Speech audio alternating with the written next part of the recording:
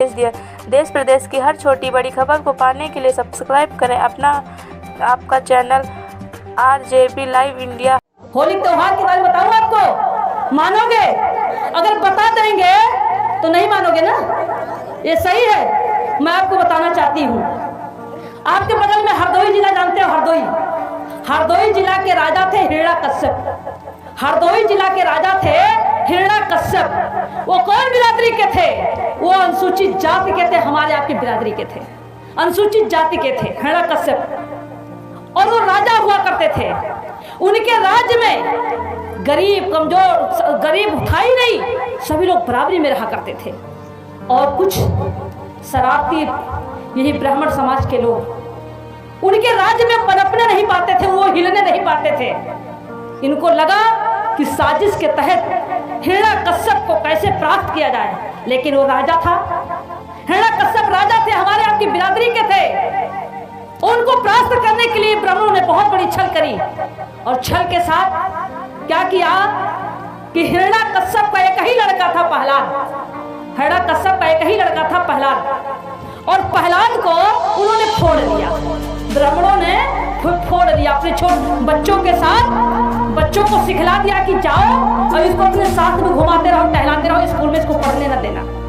और उसके बाद उसको पुड़िया पुकार खिलाना शुरू कर दिया, फिर उसको शराब पिलाना शुरू कर दिया। वो लोग पंडित लोग अपने लड़कों के साथ में उसको शराब पिलाना सिखला दिया।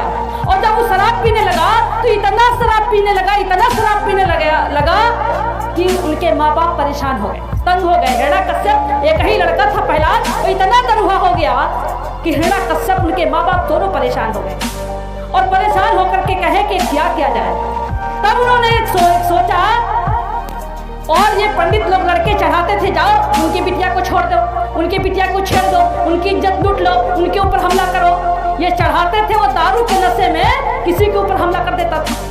तो जब हमला करता था तो उनके परिवार के लोग माँ बाप जाते थे हिरण्यकश्यप से शिकायत करने के लिए कि आपका बेटा राजा साहब हमारे परिवार के ऊपर हमला कर रहा है, लगातार दारू पी करके गाली गौताली देता है, झगड़ा करता है, लड़ाई करता है, हम बहुत परेशान हो गए, किसी तरीके से अपने लड़के को कंट्रोल करो।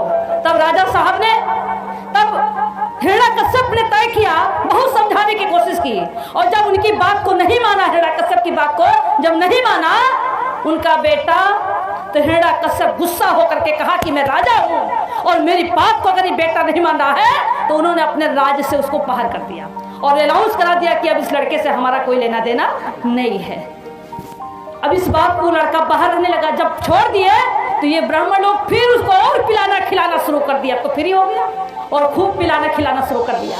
और जब खूब पिला खिला करके उसको और ज्यादा पागल कर दिए तो हिरण्य वो बाहर ही रहता था। और उसी समय हिरण्यकश्यप की बहन होलिका नाम था, होलिका, हिरण्यकश्यप की बहन का नाम था होलिका। होलिका की शादी होने वाली, शादी तय हो गई। होलिका की शादी, हिरण्यकश्यप ने अपनी बहन की शादी तय कर दिया। शादी का दिन रखा गया। यह हुआ कि कल बारात आएगी, तो बारात आने के पहले होलिका ने अपने भाभी से कहा, हिरण्यकश्यप की पत्नी को, कि भाभी हमारे एक के भतीजा है और छोटे से हम उसको बहुत प्यार करते थे, और कल हमारी शादी होगी भाभी, हम चले जाएंगे और दुनिया के लोग हमारी शादी में खाएंगे, दुनिया का पकवान बन रहा है, लोग खाएंगे, हमारा भतीजा बिना खाए रहेगा। तो भाभी ऐसा करो कि खाना बना करके और बांध दो भैया के चुप्पे, हम जाए अपने भतीजे प्रहलाद को खाना जहाँ होगा वहाँ पूछ करके दे आएंगे। तो माँ का भी ममता, और बुआ वास्तव में प्यार करती है भतीजे को, प्यार होता ही है, तो माँ की ममता, माँ ने कहा सही है, ले जाओ। माँ ने खाना बनाया और हिरण्यकश्यप की पत्नी ने खाना बना करके और होलिका को दिया, और होलिका बड़ी प्यार से गई भैया के हिरण्यकश्यप की चोरी से गई और खाना देने के लिए। जब खाना देने के लिए गई तो वहाँ पूछने लगी, क्या कोई मिलता था, पूछती थी कि क्या प्रहलाद को कहीं देखा है, कहीं प्रहलाद को देखा है? तो वही ब्राह्मण फिर आगे मिल गए। उन्होंने कहा हाँ देखा है, वो गांव में है, वो वहाँ आगे चले जाओ, ये रोड रास्ता वो गांव में पड़ा हुआ है, दारू पी करके पड़ा हुआ है। तो उनकी बहन होलिका वो भाई के पास फिर जाती है, और जब वहाँ जाती है तो पता चला कि वहाँ नहीं है। तो फिर वहाँ ब्राह्मण लोग कहते हैं यहाँ नहीं, वो खेते में पड़ा है, वो खेते में पड़ा है। तो वो खेते में चले जाते हैं। जब होलिका वहां जाती है वहां घेर करके ब्राह्मणों ने उनकी इज्जत लूट लिया, उनकी इज्जत लूट लिया। जब इज्जत लूट लिया उनकी और वो खून से लथपथ थी, तो इन लोगों ने फिर सोचा कि इज्जत भी लूटा, खून से लथपथ है, ऐसी स्थिति में जब राजा को पता चलेगा तो राजा तो हमको मरवा देगा। तो उसने कहा कि रात भर उसके साथ इज्जत के साथ खिलवाड़ हुआ और सुबह भोर में 4 बजे खेत, गांव के किनारे खेत में उसको लकड़ी कंडा ला करके उसको फूंक दिया, होलिका को फूंक दिया। होलिका जल के राख हो गई, मर गई, होलिका जल के राख हो गई। और सुबह जब हुआ तो होलिका की बारात आनी थी और होलिका घर में है नहीं। हिरण्यकश्यप राजा की पत्नी भी परेशान हुई, कहें कि अरे रात के गई थी खाना देने, काफी देर पहले दिन ही में गई थी, रात भर बीत गया, अभी तक नहीं आई, बारात आने वाली है। हिरण्यकश्यप जाके हिरण्यकश्यप से बताती है अपने पति को कि होलिका गई थी खाना देने अपने भतीजे को प्रहलाद को, पता नहीं कहाँ रह गई। तो वो कहते हैं कहाँ है, उन्होंने कहा कुछ पता नहीं चल रहा है। तब राजा साहब ने अपने खुफिया एजेंसी को भेजा और खुफिया एजेंसी को भेजा पता करने के लिए, तो बहुत ढूंढे, नहीं पाए, वो तो जल के राख हो गई।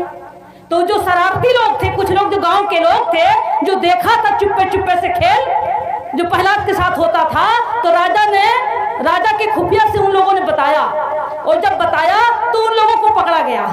उन लोगों को पकड़ लिए जिन लोगों ने मारा था होलिका को, इज्जत को लूटा था, मारा था, उन लोगों को पकड़ लिया। और पकड़ने के बाद उसने पूछा कैसे घटना क्या हुई, तो उन लोगों ने बताया कि ऐसे ऐसे प्रहलाद को खाना देने गई थी और हम बहका के ले गए, उनके साथ इज्जत के साथ खिलवाड़ किया और फला खेत में गांव के किनारे उसको मैंने कंडा लकड़ी से फूंक दिया। तब राजा को आक्रोश आया, और राजा को जब आक्रोश आया तो राजा ने उन 5 लोगों को अपनी तलवार की नोक से तलवार की नोक से उसको चीर दिया, माथ पर चीर दिया, और चीर करके गधा पे बैठा करके मुंह पे काली पोत करके और गांव में पूरा गांव घुमाया और सारे लोग कहे अबीर है। अबीर मतलब इसमें वीरता नहीं, एक कायर है, ये धोखा से हमारी बहन बेटी को मार डाला, इसने इज्जत को लूट लिया, इसको धोखे से मार दिया। तब से अबीर लोग लगाते माथे में ना, अबीर के मतलब क्या, अबीर मतलब ये में वीरता नहीं है, ये धोखे से, पीछे से धोखा किया, धोखे से मार दिया, तब से लोग उसको अबीर लगाते हैं, तब उसका नाम पड़ा अबीर। और तभी से लोगों ने कीचड़ से, मिट्टी से, जिधर वो जाता था लड़के खूब मारते थे, कीचड़ फेंकते थे। इसके बाद इधर हिरण्यकश्यप की पत्नी और उनकी माँ, उनकी बहन, गांव के पड़ोसी, सुबह भोर जब पता चलता है तो महिलाएं सब जाती हैं धूर का बुतावे खत्ती, होलिका माता बहनी हमार होली खेलन आई हो। महिला गाती है ना, बुझाती है पानी लेकर के और गाती है कि होली माता बहनी हमार, हम होली खेलन आई हो। नहीं, वो गाती नहीं, वो रोती है, वो राखी को टोती हैं, ढूंढती हैं कि कहाँ इसमें हड्डी बची है कि नहीं, और कह कर करके रोती, होली बहनी तू कहाँ चली आई, कहाँ आएगी, धोखे से तुमको मार दिए। और मरने के बाद समाज के लोग भी इकट्ठा होते हैं और इकट्ठा होकर के कहते हैं कि हमारे समाज के साथ इतना अत्याचार, तुम समाज को इकट्ठा करके और समाज को सही रास्ते पर, वो कहते हैं अत्याचार करने वाले हैं, इसका हमें विरोध करना है। और उन्होंने विरोध करने के लिए समाज के लोग इकट्ठा, हर मोहल्ले में, हर गाँव में इकट्ठा होकर के उसका विरोध करते हैं। और विरोध करने के बाद इन ब्राह्मणवादी व्यवस्था के लोगों ने होलिका त्योहार बना दिया, और त्योहार बना करके हमारे लोग बड़े शौक से होली खेलते हैं, हमारे लोग गुजिया खाते, हमारी माँ बहन की हत्या हो, हमारी माँ बहन की इज्जत लूटी गई हो, हमारे बहन के साथ शोषण हुआ हो, और इधर लोग खुशी में गुजिया रंग खेलते, त्योहार मनाते हैं। तुम्हारी हार, त्योहार के मतलब तुम्हारी हार, ये त्योहार हमारे लिए नहीं है। इसलिए भाइयों बहनों, हमको ये होली का त्योहार नहीं मनाना चाहिए, लेकिन हमारे लोग मानेंगे नहीं, हम कितना भी प्रयास करेंगे हमारी बात को मानेंगे नहीं।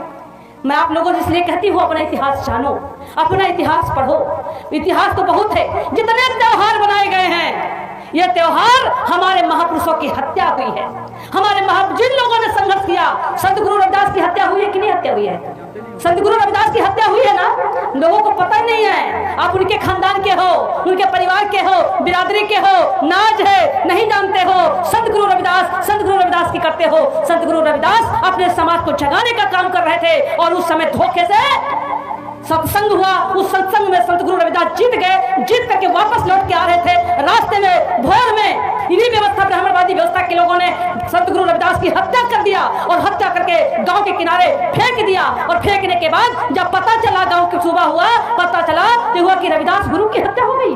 किसने किया? तो फला लोगों ने किया। उनका भी अपमानित हुआ। और इसके बाद वही लोगों ने त्योहार बना दिया। कौन त्योहार? झिठवन के त्योहार। इस्सर आवे तलिद्दर जाए, इस्सर आवे तलिद्दर जाए। जो भोर में हमारी माँ बहनें गन्ना से और लहड़ा के डंडा से जो रोज सवेरे सूप बजाती है ना भोर में, वो उसी समय हुआ था। लोग दशहरा मनाते हैं। दशहरा 10 को हराया, वो 10 राजाओं को हराया, 10 लोगों को मार डाले थे और 10 को मार करके राजा बन गया। उसको लोग दशहरा मनाते हैं। पिता तो बुजुर्गों, भाइयों, आपने इतिहास को जानो, अपने अधिकार की लड़ाई लड़ो। हमारे महापुरुष बाबा साहब हैं। बाबा साहब डॉक्टर भीमराव अंबेडकर जी न होते तो कोरी चमार पासी सांसद विधायक होते? कहीं मिलते? नहीं मिलते। ये कोरी चमार पासी खटीक धोबी अहीर सोनार लोहार कहार निषाद कांदू कलवार जो नौकरी कर रहे हैं, जो मुसलमान जो नौकरी कर रहे हैं, किसके बदौलत कर रहे हैं? ये किसके बदौलत कर रहे हैं? ये हमारे आपके बदौलत नहीं है, बाबा साहब डॉक्टर भीमराव अंबेडकर जी के बदौलत कर रहे हैं। आज कोरी चमार पासी खटीक को मुसलमान से